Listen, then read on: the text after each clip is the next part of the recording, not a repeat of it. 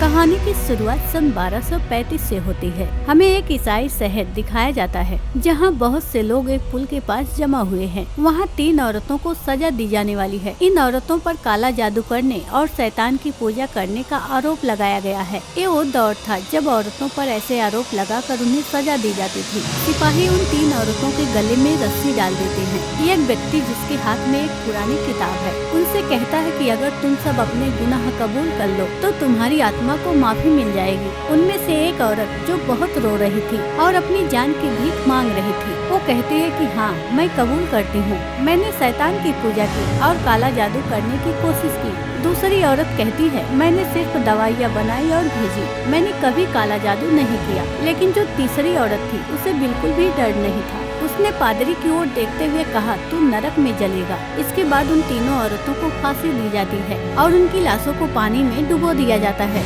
सभी लोग वहाँ से जाने लगते हैं। तब पादरी सिपाहियों से कहता है, हम इन्हें ऐसे नहीं छोड़ सकते, हमें इन लाशों को बाहर निकालना होगा ताकि मैं अपनी सालों पुरानी किताब से मंत्र पढ़ सकूं। लेकिन सिपाही कहते हैं अब ये दोबारा जिंदा नहीं होंगी और वहाँ से चले जाते हैं। पादरी को इस शराब के बारे में पता था, इसलिए शाम को वो अकेले ही उन लाशों को एक एक करके पानी से बाहर निकालने लगता है और उन पर मंत्र पढ़कर शुद्धिकरण करने की कोशिश करता है। जब वो तीसरी लाश को बाहर निकाल रहा होता है तो लाश का वजन इतना ज्यादा होता है कि पादरी खुद भी पानी में गिर जाता है। जैसे ही वो पानी से बाहर आता है तो तीसरी औरत जिंदा हो जाती है, लेकिन शैतान के रूप में। वो औरत उसकी किताब को जला देती है और पादरी को उसी पुल से फांसी पर लटका देती है। यहीं पर सीन कट हो जाता है। इसके बाद कहानी 100 साल आगे बढ़ती है। अब हमें दिखाया जाता है कि ईसाई धर्म पूरी दुनिया में फैल रहा है और इसके साथ ही बड़ी बड़ी लड़ाइयाँ हो रही हैं। इन्हीं लड़ाइयों में 2 ईसाई योद्धा भी शामिल थे। ये दोनों दोस्त हैं।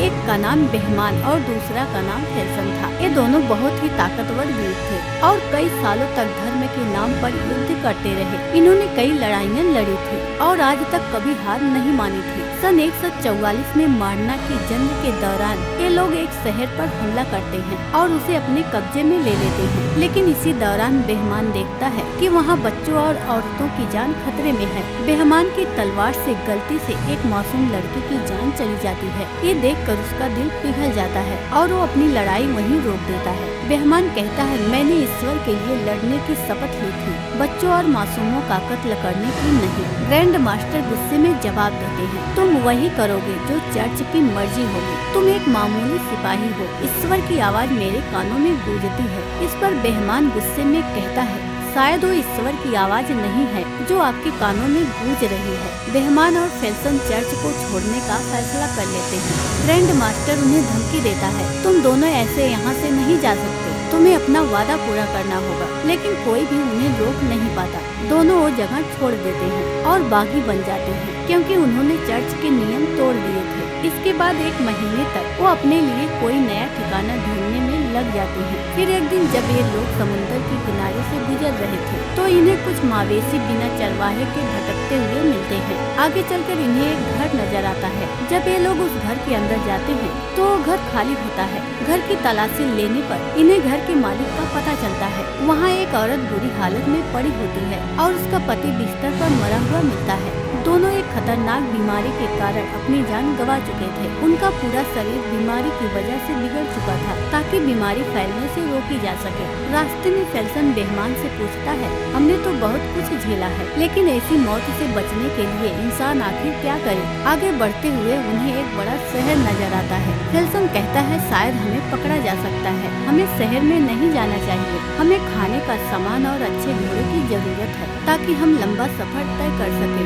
मजबूरी में दोनों शहर में जाने का फैसला करते हैं। शहर में पहुंचते ही बेहमान और फेल्सन अजीब हालात देखते हैं। यहाँ के लोगों का हाल बहुत बुरा था। गलियों में लाशें पड़ी थी, लोग रो रहे थे, चिल्ला रहे थे और अपने गुनाहों से माफी मांग रहे थे। कुछ लोग तो खुद को मार रहे थे। फेल्सन कहता है, आखिर ये कैसा पागलपन है। तभी पास ही खड़ा एक आदमी उसकी बात सुन लेता है और जवाब देता है, ये महामारी है, एक ऐसी बीमारी जिसका कोई इलाज नहीं है। ये बीमारी पिछले 3 साल से यहाँ फैली हुई है। इसकी वजह से हर 4 में से एक आदमी मर रहा है। उस आदमी का नाम इकबाल था। वो दोनों से पूछता है, आखिर तुम लोग कौन हो। बेहमान जवाब देता है, हम मुसाफिर हैं और हमें इस बारे में कुछ नहीं पता। दोनों ईसाई योद्धा थे लेकिन उन्हें कोई नहीं रोकता। जब ये लोग घोड़े खरीदने की कोशिश करते हैं तो वहाँ एक आदमी बेहमान की तलवार देख लेता है। ये तलवार नाइट्स की होती थी। जैसे ही ये बात फैलती है, शहर के सिपाहियों को खबर मिल जाती है कि ये दोनों असल में नाइट्स हैं और जंग से भागे हुए हैं। सिपाही इन दोनों को पकड़ने आते हैं। बेहमान और फेल्सन उनसे लड़ते हैं, लेकिन ये दोनों हार मान लेते हैं। उन्हें कार्नर के पास लाया जाता है। कार्नर भी इस बीमारी का शिकार हो चुका था और बिस्तर पर पड़ा हुआ था। कार्नर दोनों का नाम पूछता है। नाम सुनते ही वो चौंक जाता है और कहता है, मैं तुम दोनों को जानता हूँ। तुम्हारी जीत की कहानियाँ दूर दूर तक मशहूर है। इसके बाद कार्नर बताता है, ये महामारी हमारे लोगों को खत्म कर रही है। असल में ये नरक से भेजा गया एक श्राप है। इसे एक जादूगरनी ने काले जादू से हम पर डाला है। अब वो जादूगरनी पकड़ ली गई है और उसने खुद ही ये माना है। कार्नर आगे बताता है, इस श्राप को खत्म करने का एक ही तरीका है। जादूगरनी को सेवेर के गिरजाघर ले जाना होगा। वहाँ के सन्यासी ही इस श्राप को खत्म कर सकते हैं। बेहमान पूछता है, मेरा इस सबसे क्या लेना देना है? कार्नर कहता है, ये काम हम नहीं कर सकते, लेकिन अगर तुम मदद करो तो जादूगरनी को सेवर तक ले जाया जा सकता है। क्या तुम चर्च की सेवा करना चाहोगे? बेहमान इस काम को करने से साफ इनकार कर देता है। उसके इनकार करने के बाद कार्नर फेल्सन और बेहमान दोनों को जेल में डाल देता है। उसी काल कोठरी में एक लड़की भी थी। जब ये दोनों उसे देखते हैं तो फेल्सन पूछता है, क्या यही वो चुड़ैल है? बेहमान जवाब देता है, ये तो बिल्कुल वैसी नहीं लगती। रात को बेहमान एक बुरा सपना देखता है जिसमें वो एक मासूम औरत की जान ले रहा था। जब वो आंखें खोलता है तो देखता है कि वो लड़की जो रो रही थी उसकी कमर पर जख्म के निशान थे, जैसे किसी ने उसे बहुत मारा हो। ये देखकर बेहमान का इरादा बदल जाता है। वो चर्च के लिए नहीं बल्कि उस लड़की के लिए इस मिशन पर जाने का फैसला करता है ताकि वो उसकी जान बचा सके। अगले दिन वो प्रीस्ट से मिलते हैं और कहते हैं, हम तुम्हारी मदद करेंगे, लेकिन इस लड़की के साथ इंसाफ होगा और हम पर जो इल्जाम लगे हैं उन्हें हटाना होगा। इसके यात्रा में उसके साथ एक नामी सैनिक भी शामिल हो जाता है और पादरी भी। पादरी के पास एक नक्शा होता है, लेकिन ये 900 मील का सफर था और पहाड़ियों के बीच से गुजरता था जहाँ गिरजाघर स्थित था। बेहमान और फेल्सन सिर्फ नक्शे पर ही भरोसा नहीं कर सकते, इसलिए वो किसी ऐसे शख्स की तलाश करते हैं जो पहले वहाँ जा चुका हो और वापस भी आ चुका हो, कोई ऐसा जिसे रास्ता याद हो। पादरी उन्हें एक कैद किए गए आदमी के पास ले जाता है जिसे धोखाधड़ी के जुर्म में पकड़कर जेल में डाला गया था। बेहमान उससे एक सौदा करता है, अगर तुम हमें सेवर तक ले जाओ तो तुम्हारे ऊपर लगे इल्जाम खत्म कर दिए जाएंगे। वो इसके लिए तैयार था। अब वो सफर पर थे, साथ में पादरी और सैनिक भी थे और रास्ता दिखाने वाला एक आदमी था। सलाहों से बनी एक बग्घी में वो लड़की को ले जाने वाले थे। जब ये लोग उसे लेने के लिए काल कोठरी में जाते हैं तो उन पर हमला कर देती है, लेकिन फेल्सन उसे बेहोश कर देता है और फिर उसे लेकर जाते हैं। जैसे ही वो लोग शहर से बाहर निकलते हैं, वहाँ के कार्डिनल की भी मौत हो जाती है। चलते चलते वो आदमी जो रास्ता दिखा रहा था लड़की को देख रहा था, तो पादरी से पूछता है, क्या ये हमें ही धोखा दे रही है? पादरी उसे समझाता है, अपना ध्यान कहीं और लगाओ, ये तो सिर्फ तुम्हें डराने की कोशिश कर रही है। फिर खाट कहता है, तुमसे कैसे पता कि ये लड़की जादूगरनी है और श्राप देने वाली भी वही है? पादरी कहता है, एक गांव में मिली थी, ये कुछ ऐसी बातें कर रही थी जिसे कोई भी नहीं समझ पा रहा था, और जैसे ही इसे हमारे शहर में लाया गया 7 दिन बाद महामारी फैल गई। जहाँ से भी ये गुजरी वहाँ का यही हाल हुआ। खाट कहता है, हमारे गांव में किसी लड़की के आने की खबर नहीं सुनी, फिर भी वहाँ महामारी आई है। चलते चलते बेहमान और फेल्सन के बीच भी बातचीत होती है। फेल्सन कहता है, कोई हमारा पीछा कर रहा है। जब वो रुकते हैं तो उन्हें पकड़ लेते हैं। पादरी कहता है, एक कार्डिनल के यहाँ काम करने वाला एक मुलजिम है, इसका नाम के है। बेहमान कहता है, अच्छा यही होगा कि तुम यहाँ से चले जाओ, लेकिन के कहता है, नहीं, मैं तुम लोगों के साथ जाना चाहता हूँ, तुम सबकी सेवा करना चाहता हूँ, बदले में आप मुझे एक नाइट बना देंगे। फेल्सन उसे हंसी में उड़ा देता है, लेकिन फिर कुछ देर बाद एक लड़ाई होती है जिसमें वो फेल्सन को हरा तो नहीं सकता, लेकिन उसका डटकर मुकाबला करता है। इस बात से बेहमान उसे प्रभावित हो जाता है और उसे अपने साथ इस सफर में शामिल कर देता है। रात में बेहमान और फेल्सन की लड़ाइयों की तारीफ की जाती है।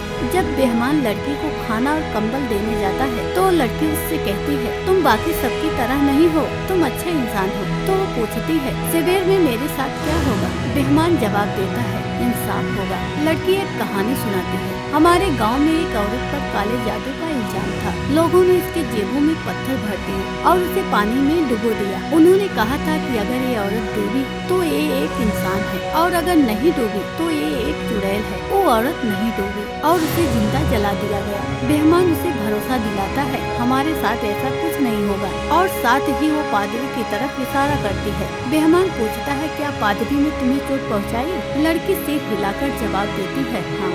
जब बेहमान वापस आता है तो पादरी उससे पूछता है उसने तुमसे क्या कहा? बेहमान कहता है तुम क्यों जानना चाहते हो? पादरी उसे समझाता है उससे अपने दिल के राज मत बताना, नहीं उसकी बातों पर विश्वास करो। वो बहुत चालाक है, वो हमें आपस में लड़वा सकती है। फिर रात बिताने के लिए वो जंगल में रुकते हैं। पादरी सबसे कहता है हमें पहरा देना होगा, तो खाट पहले पहरा देता है। वो उस लड़की की तरफ देख रहा था। कुछ घंटे बाद जब पादरी उसके पास आता है तो खाट कहता है ये लड़की मुझे मेरी बेटी की तरह लग रही है। ये सुनते ही लड़की उदास हो जाती है। जैसे ही खाट जाने वाला था लड़की रोने लगी। वो कहती है मुझे इस पादरी के पास अकेला मत छोड़ो। खाट पूछता है तुम्हें इससे डर क्यों लगता है? लड़की खाट को पकड़ लेती है, उसे बचाने की कोशिश करते हुए। जैसे ही पादरी आगे आता है लड़की पादरी का हाथ जख्मी कर देती है और उसके गले से चाबी ले लेती है और वहाँ से भाग जाती है। ये शोर सुनते ही बेहमान, हेल्सन और के वहाँ पहुँचते हैं। पादरी से पूछते हैं कि क्या हुआ, तो पादरी बताता है कि वो लड़की भाग गई। वो सभी पास के गांव में जाते थे ताकि उसे पकड़ सके। उस गांव में भी महामारी फैल चुकी थी, वहाँ ज्यादा लोग नहीं थे और जो थे वो बीमार थे। फिर लड़की अपनी शक्तियों का इस्तेमाल करने की कोशिश करती है। जैसे ही खाट को वो अपनी बेटी जैसी लगती है वो उसकी ओर बढ़ता है तो के को लगता है कि शायद वो उसे मारने के लिए आगे बढ़ रहा है। वो अपनी तलवार आगे करता है और इस वजह से खाट की मौत हो जाती है। ये देखकर के बहुत घबरा जाता है और बार बार कहता है ये मैंने क्या कर दिया? ये रुक नहीं रहे थे, मैंने इन्हें बहुत कहा लेकिन वो मुझे मीरा पुकारते हुए बढ़ रहे थे। इसी बीच वो लड़की भी मिल जाती है। वो रोते हुए कहती है मुझे वापस मत ले जाओ, मुझे वहाँ से भागना पड़ा क्योंकि वो मेरे साथ बुरा करता था। असल में उसका मतलब पादरी की मौत से था और सभी बहुत दुखी थे। अगली सुबह लड़की को वापस बग्गी में कैद कर लिया जाता है और वो फिर से सेवे की ओर अपना सफर शुरू करते हैं। मगर जाने से पहले पादरी बेहमान से कहता है तुम और बाकी सब लोग अपनी लिखी हुई बातें जादूगरनी के सामने मत करना क्योंकि वो इन बातों का इस्तेमाल हमारे खिलाफ कर सकती है। कल रात एक खाट अपनी बेटी के बारे में बात कर रहा था और जादूगरनी ने वो सुना। चलते चलते वो लोग रस्सी और लकड़ी के एक पुराने पुल के सामने रुक जाते हैं। वो आदमी कहता है कि वो 9-10 साल पहले यहाँ आया था, तब ये पुल ठीक ठाक था लेकिन अब ये बहुत कमजोर हो चुका है। इसे पार करना खतरे से खाली नहीं, खासकर जब उनके पास भारी बग्गी हो। फिर वो पुल पार करने का फैसला करते हैं और बग्गी को रस्सी से बांधकर धीरे धीरे आगे बढ़ाते हैं। इस दौरान पुल टूटने लगता है और के मरते मरते बचता है लेकिन लड़की उसकी जान बचा लेती है। किसी तरह वो पुल पार कर लेते हैं लेकिन जैसे ही वो दूसरी तरफ पहुंचते हैं पुल पूरी तरह टूट जाता है। पुल पार करने के बाद वो एक खतरनाक जंगल में दाखिल हो जाते हैं जहाँ रास्ता बिल्कुल भी साफ नहीं दिख रहा था। मजबूरी में वो जंगल में रात बिताने का फैसला करते हैं। रात में बेहमान लड़की के पास जाता है और उसे धन्यवाद देता है कि उसने पुल पर उसकी जान बचाई। लेकिन लड़की ऐसी बातें करने लगती है जिससे बेहमान को उस पर शक होने लगता है। रात के बीच में बेहमान की नींद खुल जाती है क्योंकि वो एक बुरा सपना देख रहा था।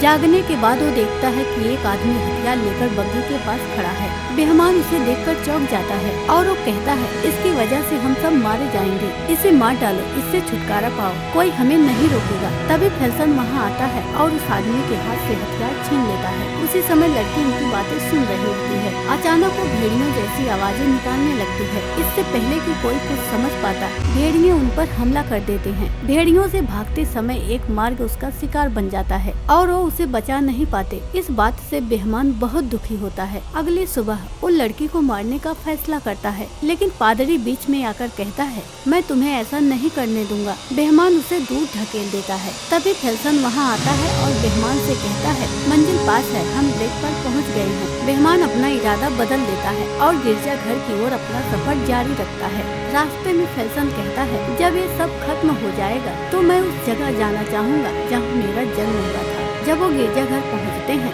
तो देखते हैं कि वहाँ के सभी सन्यासी महामारी के कारण मर चुके हैं। फादर एक प्रार्थना की किताब उठाता है और अब वो अकेला ही बचा होता है। वो लड़की पर कुछ मंत्र पढ़ने की कोशिश करता है, लेकिन तभी लड़की का असली राज सामने आता है। वो सबका अतीत बयान करने लगती है। बेहमान को एहसास होता है कि वो अपने पापों को छुपाने के लिए एक मासूम लड़की की जान बचाने की कोशिश कर रहा है ताकि वो नर्क में ना जाए। लड़की कहती है धर्म के नाम पर हुई लड़ाइयों में महामारी से ज्यादा लोग मारे गए। तभी पादरी को समझ आता है कि ये लड़की जादूगरनी नहीं है, बल्कि इसके शरीर पर एक डेमन का कब्जा है। पादरी उस पर भूत भगाने का अनुष्ठान करने लगता है, लेकिन डेमन धीरे धीरे अपने असली रूप में आने लगता है। वो उन सभी सलाखों को जलाकर वहाँ से उड़ जाता है और गिरजाघर के अंदर चला जाता है। यहाँ सभी को समझ आता है कि असल में ये डेमन चाहता था कि हम इसे सेवन लेकर आए। यही वजह थी कि उसने खाट और एक मार्ग को मार डाला, क्योंकि वो इसके रास्ते में आ रहे थे।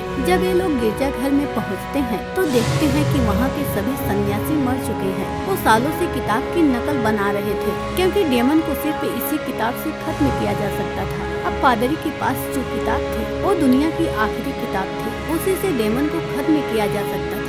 बेहमान पादरी से कहता है तुम्हें ये लड़ाई अकेले लड़नी होगी। हेल्सिंग पूछता है हम शैतान से लड़ रहे हैं या इस लड़की को बचा रहे हैं। बेहमान जवाब देता है दोनों ही। जब वो गिरजाघर के अंदर जाते हैं तो शैतान उनके सामने आता है। बेहमान पादरी से कहता है कि वो अपनी भूत भगाने की प्रक्रिया शुरू करे।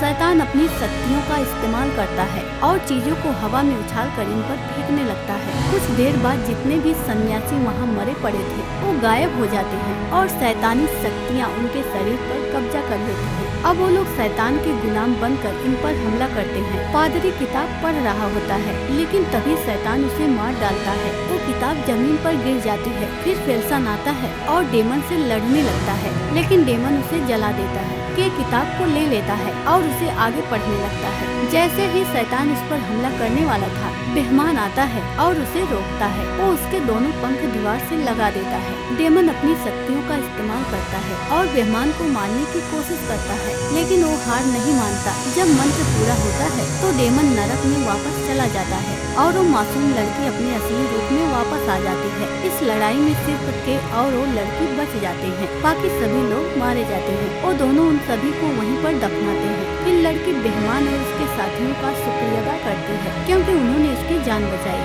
और उसे अंधेरे से निकाला। वो के साथ उम्मीद के साथ चली जाती है और ये कहानी यहीं पर खत्म हो जाती है। तो वीडियो अच्छी लगी हो तो वीडियो को लाइक कीजिए और चैनल को सब्सक्राइब कर लीजिए। मिलते हैं अगली वीडियो में, तब तक के लिए धन्यवाद।